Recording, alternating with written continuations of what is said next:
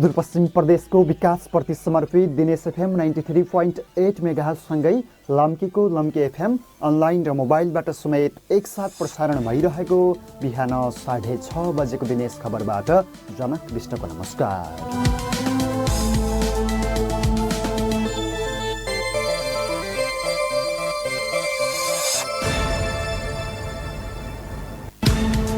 सुरुमा प्रसारणका प्रमुख खबरहरू। अस्थायी प्रहरी पोस्ट जुगेटाका इन्चार्ज सहितका 2 प्रहरीको हत्या अभियोगमा पक्राउ परेका 8 जना पूर्वपक्षका लागि कारागार चलान। हत्यासँगै जोडिएको तस्करी आरोप लागेका व्यापारी भने धरौटीमा छुटे। धनगढीको कोरोना अस्थायी अस्पतालमा थप 50 शय्या विस्तार गर्न झन्डै 2.5 करोडमा चेकका आह्वान। निर्माण स्थलमा रहेका रुखका कारण काम प्रभावित हुने चिन्ता। पश्चिम प्रदेशका स्थानीय तहमा नयाँ अस्पतालको शिलान्यास गरिए पनि केही स्थानमा भने विवाद भएका स्थानमा शिलान्यास कार्यक्रम नै स्थगित। 2 वर्षभित्र अस्पताल निर्माण भई सञ्चालन हुनेमा समेत आशंका। सुदूरपश्चिमका सीमा क्षेत्रमा थपिएका सशस्त्र प्रहरीका बीओकेपीको काम प्रभावकारी नभएपछि चोरी तस्करी नियन्त्रणमा चुनौती कायमै। सीमा नाका बन्द भएका बेला तस्करी मौलाएको दाबी। र चौतर्फी दबावपछि भारतमा यात्रु अलपत्र पार्ने धनगढीका ट्राभल एजेन्ट विरुद्ध मुद्दा दायर। 8 घण्टासम्म सम्पर्कविहीन भएका इलाका प्रहरी कार्यालय नालाखेतीका डिएसपी चौधरी निलम्बित।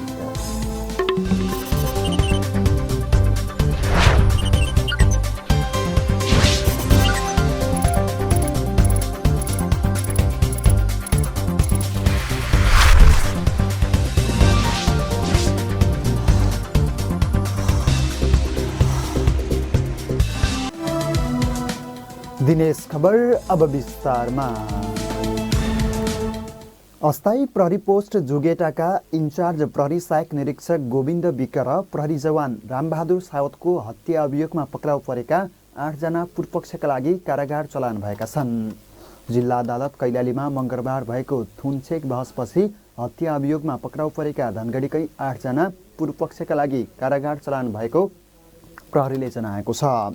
जिल्ला प्रहरी कार्यालयका प्रवक्ता प्रहरी नायब उपरीक्षक प्रतीक विष्टले हत्या अभियोगमा पक्राउ परेका धनगढी 10 का 31 वर्षीय पर्कु भनिने रोहित राणा ख, सोही स्थानका 20 वर्षीय राजेन्द्र राणा, 30 वर्षीय चोर भनिने सुरेश राणा कारागार चलान भएको बताउनुभयो। यस्तै 25 वर्षीय गब्बर भन्ने राजकुमार राणा, 22 वर्षीय रामनिवास राणा, 29 वर्षीय टल्लु भन्ने दलराम राणा र 25 वर्षीय गोपाल भन्ने रामगोपाल राणा पनि कारागार चलान भएको प्रहरी नायब उपरीक्षक विष्टले बताउनुभयो। गत कार्तिक 1 गते नियमित गस्तीमा खटिएका बेला अस्थायी प्रहरी पोस्टका इन्चार्ज प्रहरी सहायक निरीक्षक विक र प्रहरी जवान सावत बेपत्ता भएका थिए। विक कार्तिक 2 गते नेपाल भारत सीमा भएर बग्ने मोहना नदीमा विभत्स हत्या गरेको अवस्थामा भेटिएका थिए भने 2 दिनपछि सावत पनि मोहना नदीमै हत्या गरेको अवस्थामा फेला परेका थिए। पक्राउ परेकाहरूले तस्करीको मटरमा अवरोध पुगाएपछि घरेलु हतियारको प्रयोग गरी प्रहरीको हत्या गरेको स्वीकार गरेको प्रहरीले बताउँदै आएको छ। यस्तै प्रहरी हत्याकाण्डसँग जोडिएको मटर तस्करीमा संलग्न भएको आरोपमा पक्राउ परेका व्यापारी भने धरौटीमा छुटेका छन्। मटर तस्करीको आरोपमा पक्राउ परेका धनगढीकै राजीव गुप्ता 1,50,000 रुपैयाँ धरौटी बुझाएर छुटेको प्रहरीले जनाएको छ। जिल्ला प्रहरी कार्यालयका प्रवक्ता प्रहरी नायब उपरीक्षक विष्टले गुप्ता सो धरौटी रकम बुझाएर तारिखमा छुटेको बताउनुभयो। अस्थायी प्रहरी पोस्ट जुगेडाका प्रहरी सहायक निरीक्षक विक र जवान सावतको हत्यासँग जोडिएको मटर गुप्ताको भएको खुलेपछि प्रहरीले पक्राउ गरी उनीमाथि अनुसन्धान गरेको थियो। प्रहरीको हत्या आरोपमा पक्राउ परेका 8 जना पूर्वपक्षका लागि कारागार चलान र मटर व्यापारी धरौटीमा छुटे पनि हत्यामा संलग्न भएका 1 जना भने अझै पक्राउ परेका छैनन्। जुगेडाकै स्थानीय रहेका भनिएका उनको खोजी भइरहेको प्रहरीले जनाएको छ।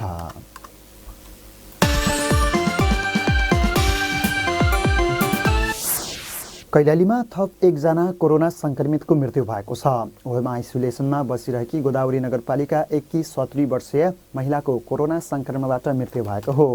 ज्वरो आएर घरमै बसेकी महिलाको मङ्गलबार बिहान मृत्यु भएको गोदावरी नगरपालिकाको स्वास्थ्य शाखाले जनाएको छ। ती महिलाको मृत्युपछि मात्रै कोरोना संक्रमण पुष्टि भएको हो। मृतक महिलाको शव नेपाली सेनाले बुधबार व्यवस्थापन गरेको छ। गोदावरी आर्यघाटमा हिन्दू संस्कार अनुसार जलाएर शव व्यवस्थापन गरिएको तेघरी स्थित भवानी दल गणका सहसेनानी नवल सिंह रोकाले बताउनुभयो। यो सँगै सुदूरपश्चिममा कोरोना संक्रमणबाट मृत्यु हुनेको संख्या 55 पुगेको छ।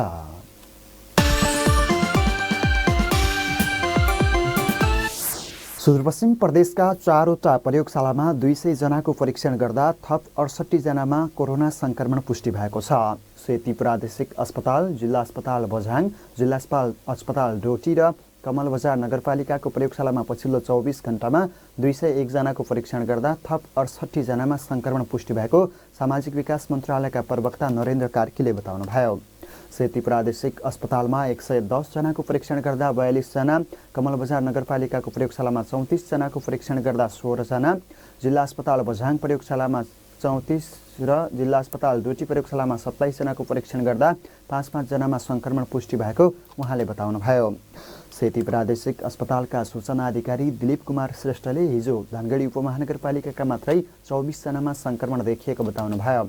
यस्तै गोदावरी नगरपालिकाका 8 जना, गौरीगङ्गा र ठेगाना नखुलेका 1-1 जनामा समेत संक्रमण पुष्टि भएको उहाँले बताउनुभयो।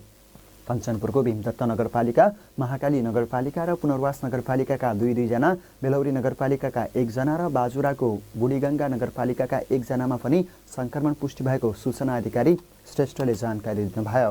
यो सँगै सुदूरपश्चिममा कोरोना संक्रमितको संख्या 11,795 पुगेको छ। प्रदेशभर संक्रमण पुष्टि भएका 9,595 बढीले कोरोना जितेका छन् भने 55 जनाको मृत्यु भइसकेको छ।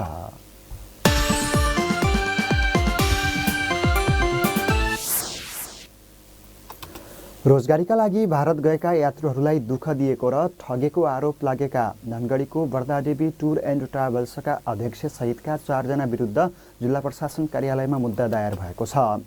पीडित युवाहरूले मुद्दा दर्ता गरेपछि अध्यक्ष रमेश विश्वकर्मा, रुद्र जागरी, खेम जोशी र अर्जुन जयगढीलाई पक्राउ गर्दै प्रहरीले मुद्दा दर्ता गरेको हो।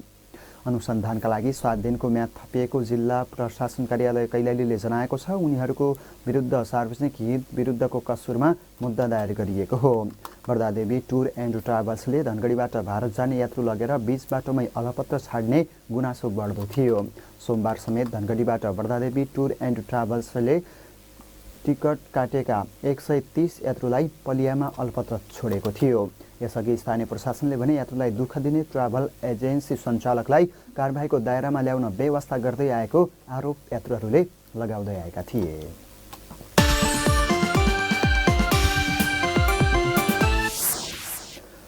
धनगढीको कोरोना अस्थायी अस्पतालमा थप 50 शय्या विस्तार गर्न झन्डै 2.5 करोडको ठेक्का आह्वान गरिएको छ। सेती प्रादेशिक अस्पतालले व्यवस्थापन गरिरहेको कोभिड अस्थायी अस्पतालमा थप 50 शय्या विस्तारका लागि ठेक्का आह्वान गरिएको स्वास्थ्य कार्यालयले जनाएको छ। चिसो मौसममा संक्रमणको दर फैलिन सक्ने कुरालाई ध्यानमा राखेर थप 50 शय्या विस्तार गर्ने योजना बनाइए पनि अस्पताल क्षेत्रमा रहेका रुखका कारण काम प्रभावित हुन सक्ने चिन्ता गरिएको छ। तर रुख हटाउन आवश्यक प्रक्रिया थालिसकिएको दाबी गरिएको छ। सुनौ सहकर्मी रोशन भट्टको रिपोर्ट। बजेटको सुनिश्चितता पाएपछि स्वास्थ्य कार्यालय कैलालीले कोभिड अस्थायी अस्पतालका शय्या विस्तारका लागि प्रक्रिया थालेको छ। करिब 2 करोड 31 लाखको लागतमा निर्माण हुने अस्थायी अस्पतालको 50 शय्याको भवनका लागि इबिडिङ गरिएको बताउँदै स्वास्थ्य कार्यालय कैलालीका निमित्त प्रमुख लालबहादुर धामी, दिन प्रतिदिन कोभिडका बिरामीहरू पनि यस प्रदेशमा विशेष गरेर कैलाली जिल्लामा अझै बढिरहेको अवस्थामा थप संक्रमणको व्यवस्थापन गर्नको लागि निर्माण कार्य चाहिँ अगाडि बढाउने यसको उद्देश्य हो। त्यो निर्माण कार्यको लागि प्रक्रिया अघि बढेको छ। सिसमका रुखहरू छन्, ती सिसमका रुखहरू हटाउनलाई 2 पटक चाहिँ जिल्ला वन कार्यालय पत्रचार पनि गरिसकेको छ। 2077 8 महिना 9 गतेको चाहिँ इबिडिङ पनि गरिसकेको छ। कोभिड अस्थायी अस्पतालको शय्या विस्तारका लागि ठेक्का आह्वान गरिए पनि निर्माण स्थलमा परेका रुखका कारण काम प्रभावित हुने देखिएको छ। साबिक जिल्ला विकास समितिको स्वामित्वमा रहेको सो जग्गामा यसअघि 50 शय्याको कोभिड अस्थायी अस्पताल निर्माण गर्दा रुख बाधक नबने पनि थप शय्या विस्तारका लागि रुख काट्नुपर्ने देखिएको छ। ती रुख हटाउन डिभिजन वन कार्यालय धनगढीलाई सिफारिस गरिएको छ, तर अहिलेसम्म अन्य प्रक्रिया अगाडि बढ्न नसकेको बताइएको छ। 2 पटक पत्रचार पनि गरिसकेका छौँ। अब उहाँहरूले चाहिँ गर्छौँ भनेर भन्नुभएको छ। फेरि सामाजिक विकास मन्त्रालय चाहिँ माननीय मन्त्रीज्यू अनि सामाजिक विकास मन्त्रालय सचिवज्यूलाई पनि मैले पटक उहाँहरूलाई यो अवस्थाको बारेमा जानकारी गराएको छु। डिभिजन वन कार्यालयले प्रमुख वन अधिकृत काम विशेषले जिल्ला बाहिर रहेकाले सो बारेमा जानकारी नभएको बताएको छ। प्रमुख वन अधिकृत रामचन्द्र कडेलले पनि आफू फर्किएपछि मात्रै सो विषयमा प्रतिक्रिया दिने बताउनु भएको छ। तर कुनै पनि सार्वजनिक स्थलमा रहेका रुख काट्न सोही निकायको माथिल्लो तहबाट सहमति आवश्यक पर्ने र ती प्रक्रिया पुगेपछि वनले रुख कटानीका लागि आदेश दिने बताउँदै प्रमुख वन अधिकृत कडेल। मात्र सहमति लिनु पर्यो। जुन कार्यालयको रुख हो त्यो कार्यालय कहीँ भवन बनाउनु पर्ने हुन्छ, त्यहाँ रुख खट्नु पर्ने हुन्छ, त्यो रुखहरू ढलेर तपाईँको घर भवनमा पर्या हुनसक्छ, वालमा पर्या हुनसक्छ, नयाँ बिल्डिङ बनाउने ठाउँ त्यो पनि हुनसक्छ होइन। त्यस्तो अवस्थामा रुख भन्नुपर्छ। तर हटाएका रुखहरूका कुरा छौ त्यो निरामरण नेपाल सरकार खातामा जान्छ। यता प्रदेशको सामाजिक विकास मन्त्रालयले भने चिसो मौसममा संक्रमणको दर बढ्ने कुरालाई ध्यानमा राखेर अस्पतालका शय्या विस्तार गर्न लागेको जनाएको छ। गम्भीर प्रकृतिका संक्रमितका लागि सघन उपचार कक्ष आइसियु र भेन्टिलेटर सेटअप सहितको 50 शय्या विस्तार गरिरहेकाले अहिले बनेको भन्दा व्यवस्थित संरचना निर्माण हुने दाबी मन्त्रालयको छ। सामाजिक विकास मन्त्रालयका प्रवक्ता नरेन्द्र कार्की विगतको भन्दा अलिकति सुविधा सम्पन्न हुन्छ। पहिले चाहिँ हामीले खालि स्ट्रक्चर मात्रै बनायौँ, भित्र चाहिँ पछि सेतीले बनाउनु पर्ने स्थिति थियो भने अहिलेकोमा चाहिँ हामीले क्याबिन सहित बनाएर क्याबिन सहित र भित्र आइसियु को सेटअप हुने किसिमले चाहिँ हामी आइसियु भेन्टिलेटर राख्न सकिने किसिमको अलिकति सुविधा सम्पन्न चाहिँ बनाउने उसमा चाहिँ हामीले प्रक्रिया अगाडि बढाएको। त्यसको चाहिँ लागत एस्टिमेट 2 करोड 31 लाख चाहिँ आएको चाहिँ छ। त्यही अनुसार चाहिँ हामीले प्रक्रिया अगाडि बढाएको छ। तर कोभिड अस्थायी अस्पतालको शय्या विस्तार मात्र नभएर उपकरण र जनशक्ति थप्नमा समेत सम्बद्ध निकायले ध्यान दिनुपर्ने सुझाव दिइएको छ। दिनेश एफएम 93.8 मेगाहर्जका लागि रोशन भट्ट, धनगढी।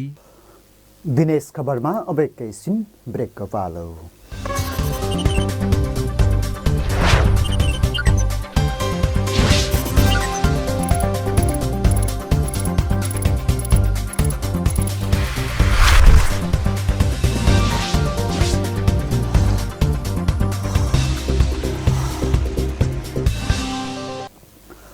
ब्रेकपछि समाचारमा स्वागत छ। अब बाँकी प्रसङ्ग। सुदूरपश्चिम प्रदेशका स्थानीय तहमा मक्सिर 15 गते नयाँ अस्पतालको शिलान्यास गरिए पनि कम्तीमा 5 स्थानमा विवाद हुँदा शिलान्यास नै स्थगित भएको छ।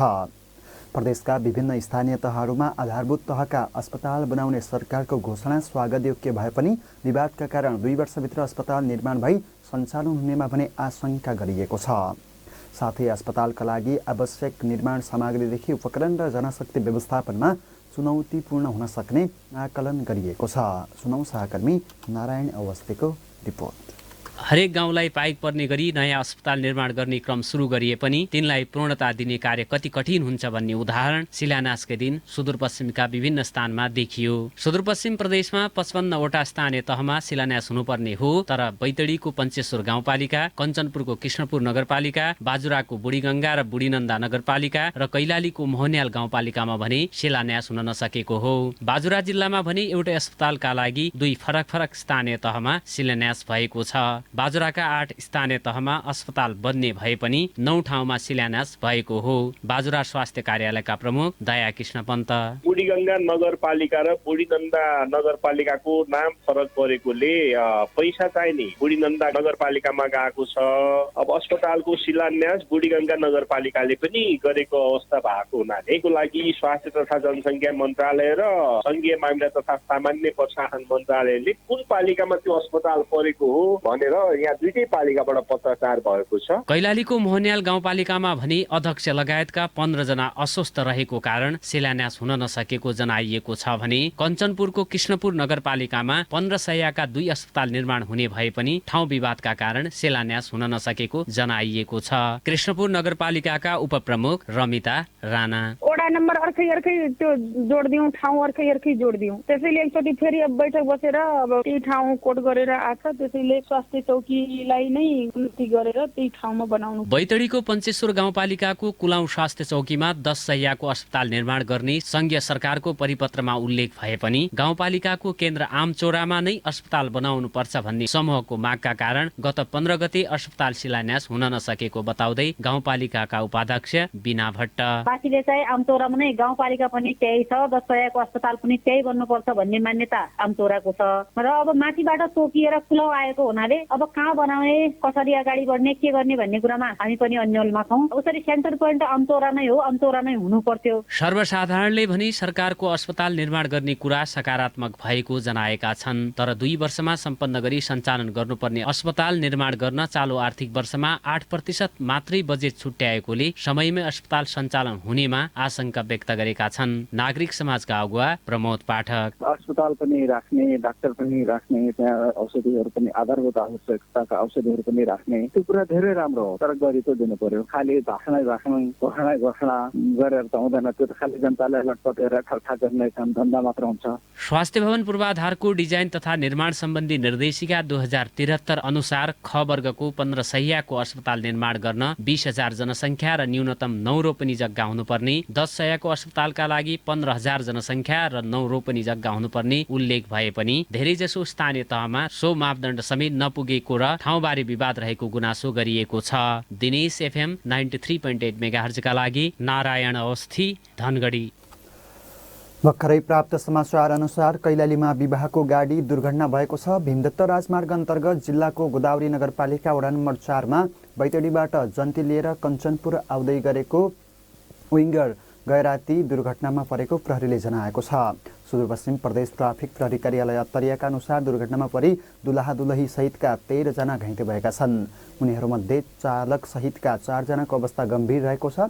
दुर्घटनामा परि दुलहा कञ्चनपुरको बेलौरी नगरपालिका 3 का 21 वर्षीय गोविन्द लुहार र दुलही बैतडीको दोगडा केदार गाउँपालिकाकी 19 वर्षीय डम्मरा लुहार घाइते भएका छन्। उनीहरूको अवस्था भने खतरामुक्त रहेको छ। घाइतेहरूको धनगढी स्थित माया मेट्रो र अत्तरिया स्थित पद्मा अस्पतालमा उपचार भइरहेको प्रहरीले जनाएको छ।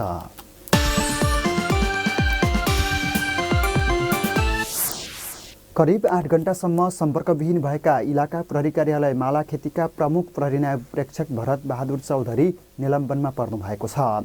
माथिल्लो निकायलाई कुनै जानकारी समेत नदिएर सम्पर्कविहीन भएका चौधरीलाई गृह मन्त्रालयको मक्सिर 12 गतेको निर्णयअनुसार छानबिनका लागि निलम्बन गरेको सुदूरपश्चिम प्रदेश प्रहरी कार्यालयका प्रवक्ता प्रहरी वरिष्ठ उपरीक्षक मुकेश कुमार सिंहले जानकारी दिनुभयो। छानबिनका लागि निलम्बनमा परेका चौधरी दोषी देखिए प्रहरी सेवा ऐन अनुसार उहाँमाथि कारबाही हुने प्रहरीले जनाएको छ।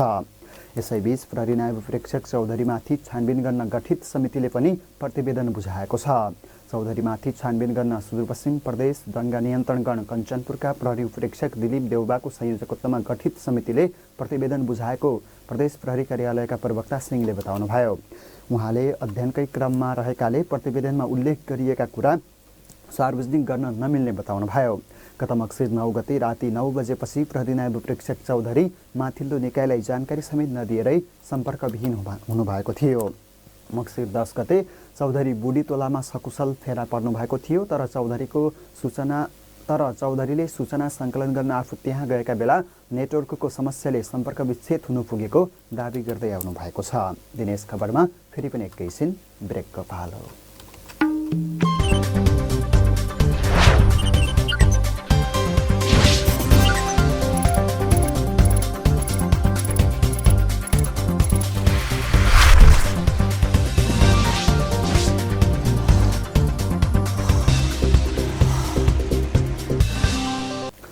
ब्रेकपछि समाचारमा स्वागत छ। अब बाँकी प्रसङ्ग। नेपालसँग सीमा जोडिएको भारतीय सीमा क्षेत्रमा सशस्त्र प्रहरीको निगरानी बढाइएको दावी गरिए पनि कैलाली कञ्चनपुरको सीमा क्षेत्रमा सरसामानहरूको अवैध तस्करी नरोकिएको पाइएको छ। भारतसँग 131 किलोमिटर सीमा क्षेत्रमा सशस्त्र प्रहरीको सक्रियता रहेको दावी गरिएका बेला अवैध तस्करी भने नरोकिएको हो। 2 जिल्लाका 4 स्थानमा भन्सार कार्यालय स्थापना गरिएका छन्। तर दर्जनौं सङ्ख्यामा रहेका अवैध मार्ग मार्फत तस्करले सामान ओसार पसार गर्दै आएका छन्। सुनौ सहकर्मी कमल साउदको रिपोर्ट। नेपाल सरकारले परिचालन गरेका सुरक्षा फौजले कैलाली कञ्चनपुरका सबै चोर बाटोमा निगरानी गर्न भ्याउने अवस्था नभएकाले अवैध तस्करी पुरै नियन्त्रणमा आउन नसकेको हो। कैलालीको 100 किलोमिटरमा 12 बीओपी स्थापना गरिएका छन्। 6 स्थानमा समेत नयाँ बीओपी स्थापनाका लागि स्वीकृति प्राप्त भएको छ। 130 किलोमिटरमा कञ्चनपुरमा समेत 10 किलोमिटरको दूरीमा बीओपी स्थापना गरिएका छन्। तर सीमा क्षेत्रको अवैध तस्करी भने अन्तर्राष्ट्रिय सीमानाका बन्द रहेको समयमा समेत नरोकिएको हो। सशस्त्र प्रहरी बल नेपाल नम्बर 34 गण कैलालीका प्रमुख सशस्त्र प्रहरी परीक्षक दिपेन्द्र कुँवर। चोरी निकासमा कमी पनि भएको, किनभने अब प्रत्येक 10 किलोमिटर हाम्रो बीओपीहरू छ अहिले हैन। त्यसमा कमी पनि आएको हो। जसरी पहिला अब अवैधमा अलिक बढी नै भएको जस्तो हुन्थ्यो हैन। त्यो अहिले त्यसमा धेरै कमी आएको छ। अब जहाँ सुरक्षाकर्मीको अब उपस्थिति हुँदैन त्यो ठाउँमा त अब कोसिस गर्ने नै भयो हैन। चोरलाई त्यहाँ फेरि त्यस ठाउँमा हाम्रो फेरि टोली परिचालनबाट समात्ने काम पनि भइरहेछ। खुल्ला सिमाना छ। अब कहीँ न कहीँ लुप होल भइसकेपछि त्यहाँबाट निकाल्ने कोसिस त गर्ने हाल्छन् अब तस्करहरू। त्यही कपडा हार्डवेयर भयो हैन। अब यो सुर्ती बिडी छ बढी। नेपाल सरकारले सीमा क्षेत्रको सुरक्षा तथा अवैध तस्करी रोक्न सशस्त्र प्रहरीलाई परिचालन गरेको छ। नेपाल प्रहरीले समेत सहयोग गर्दै आएको दाबी गरेको छ। सीमा क्षेत्रमा 24 घण्टा नै सशस्त्र प्रहरीको उपस्थिति रहेको हुन्छ, तर रातिको समयमा अवैध नाका प्रयोग गर्दै तस्करी गर्न नरोकिएको हो। भारतबाट लत्ता कपडा, खाद्य सामग्री, रासायनिक मल, हार्डवेयरका सामान तथा काठ तस्करी हुँदै आएको सशस्त्र प्रहरीको तथ्याङ्क छ। सशस्त्र प्रहरी बल नेपाल नम्बर 35 गण कञ्चनपुरका प्रमुख सशस्त्र प्रहरी परिक्षक वीरेन्द्र एर। हामीले चाहिँ एकदमै चाहिँ कडाई गरेका छौँ भन्ने हुन्छ। उनीहरूको तर्फबाट उनीहरू चाहिँ अब चोर्नै पाए भन्ने हो हैन। अब हामीले चाहिँ समातेर आएकै छौँ, हाल्लाएकै छौँ। त्यस्तो चाहिँ धेरै केही छैन, किनभने अब अहिले लकडाउनको बेला चाहिँ मुद्दा लाग्छ हैन। अनि अप्ठ्यारो छ त्यो उनलाई पनि। अब त्यो भएर त्यति खासै त्यस्तो छैन, मेरा हार्ड एन्ड फास्ट हुने छैन। अब सीमामा चाहिँ गस्ती पनि बढी छ। अब प्रहरीको हाम्रो हैन सबै चाहिँ स्थानीय जनता पनि सचेत भइसक्यो, रोग आउँछ भनेर हैन। सबै जनता पनि लागेको छ, अहिले जनता पनि एकदम चाहिँ जागरुक भएको छ। कैलालीमा मात्र साउन महिनादेखि सशस्त्र प्रहरीले 77,96,000 रुपियाँको अवैध सामान बरामद गरेको छ। 63,76,479 को लत्ता कपडा, खाद्य सामग्री, रासायनिक मल, हार्डवेयरका सामान हरियो केराउ जिल्लाको सीमा क्षेत्रबाट बरामद गरिएको छ। 11,53,000 मूल्यको काठ तथा काठ बोक्न प्रयोग भएका सवारीलाई समेत नियन्त्रणमा लगिएको छ। नियन्त्रणमा लिएको अवैध सामान भन्सार कार्यालयलाई बुझाउने गरिएको छ। चोरी गरी ल्याउने सामानहरू चाहिँ हाम्रो अब बोर्डरमा खटेको दियोहरू छन्, त्यहाँबाट त्यो परिचालित टोलीहरूले चाहिँ पक्रेर भन्सारलाई बुझाउने काम भइरहेछ। अब खुल्ला सिमाना हो हैन, आउने जाने क्रम त अब हुने भयो, तर सम्झाउनेमा हामी फिर्ता गरेर हुन्छौँ। अब हामीले दिनको 20 जना 25 जना 10 जना 15 जना चाहिँ हामी चाहिँ ब्याक गरेर इन्डियातिर ब्याक गरेर आउँछौँ। नेपालतिर उताको स्थितिलाई बुझाएर आउँछौँ, यताको चाहिँ हामी सम्झाएर पठाइदिन्छौँ हैन। ठुलो मात्राको सामान तस्कर गर्नेहरूलाई भने उन्मुक्ति दिएको आरोप समेत लाग्दै आएको छ। अवैध सामान ओसार पसारमा लागेकाहरूलाई समेत पक्राउ नगरेकाले तस्करी नियन्त्रण चुनौतीपूर्ण हुँदै गएको छ। दिनेश FM 93.8 मेगाहर्जका लागि कमल साउद, धनगढी। बाँकी प्रसङ्ग। सरकारले नदीजन्य पदार्थ उत्खनन तथा बिक्री वितरणमा रोक लगाउँदा समस्या भइरहेको कैलालीका निर्माण व्यवसायीले गुनासो गरेका छन्। बुधबार निर्माण व्यवसायी सङ्घ कैलालीले प्रेस विज्ञप्ति जारी गर्दै नदीजन्य पदार्थमा रोक लगाइदा निर्माणाधीन परियोजनाहरूमा ढुङ्गा, गिट्टी, बालुवाको अभाव सिर्जना भई परियोजना नै ठप्प हुने अवस्था आएको भन्दै ध्यानाकर्षण गराएका छन्। यस्तै विज्ञप्ति मार्फत व्यवसायीले निर्माण सामग्रीको मूल्य दोब्बर बनाएर कालोबजारी मौलाएको समेत आरोप लगाएका छन्। निर्माण कार्य गर्ने मौसमको मौका छोपी एकातिर निर्माण कार्यको लागत बढ्न जाने र अर्कोतिर तोकिएको समयमा निर्माण कार्य सम्पन्न गर्नै पर्ने व्यवसायीको बाध्यताको फाइदा उठाउँदै मूल्यमा कालोबजारी गरिएपछि आफूहरूलाई समस्या भएको उनीहरूले बताएका छन्।